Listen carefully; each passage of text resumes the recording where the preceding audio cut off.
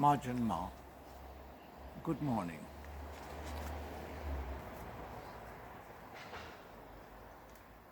It's good to be here, and for a few moments I want to share with you another experience of mine. And I would say at this stage that all over my years, and it's plus 80 now, I have always been conscious of God.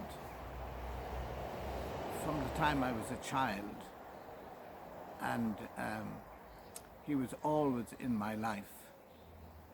That doesn't say that I always went the way He wanted me to go. So often I fell by the wayside. But I believe that the God I worship is a compassionate God, a God that is willing to be with us as we go through life, provided we leave ourselves open to Him. And through all the changing scenes of life. But I want to dwell perhaps on a few words from St. John's Gospel, and I don't know what is your favourite Gospel, but I am very fond of the Gospel of St. John. There's so many wonderful, encouraging statements there, and to encourage us as we go along the way. And these few words from John chapter 14, and that's a chapter that we hear so often, especially if you go to a funeral mass, you will hear this. And it says, "Let not your hearts be troubled. You believe in God. Believe also in me." Words from Jesus. And he reminds us that He has gone to prepare a place for us. And He also tells us, words from Jesus, "If it were not true, would I have told you?" And as I said, it always gives me comfort and hope in these few words. If it were not so, would I have told you?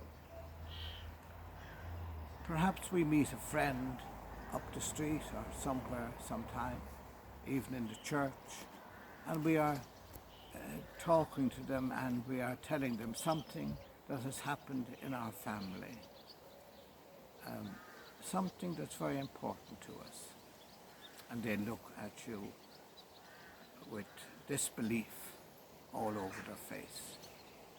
You might say, "If it were not so, if it wasn't true, would I be telling you?" And these few words mean so much to me as I go through life.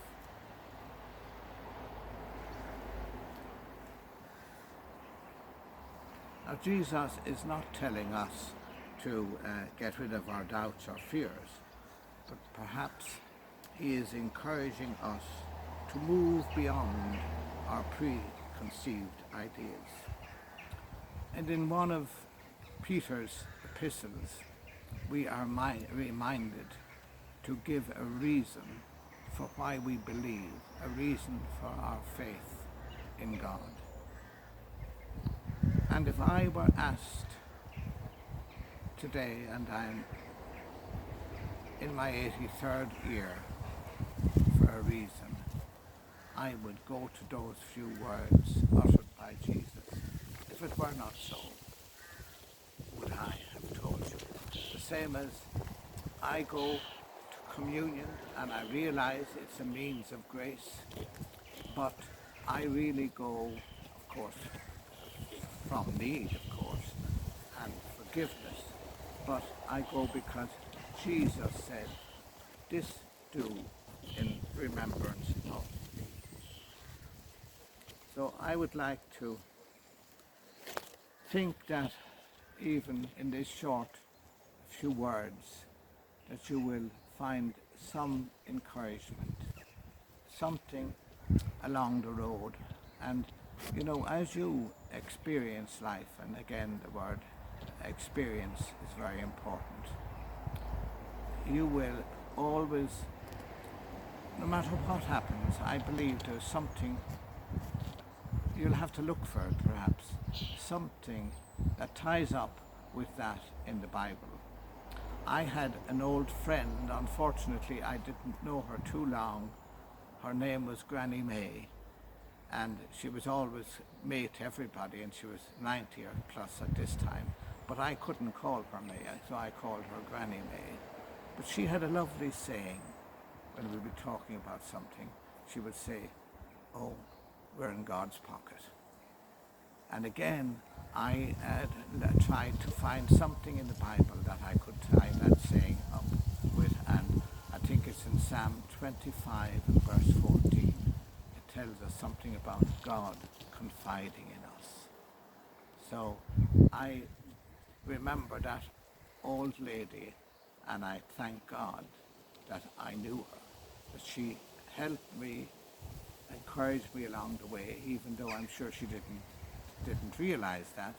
But I think it's a wonderful saying to be in God's pocket. And again, I will say the words, repeat the words of Jesus. If it were not so, would I have told you? Amen.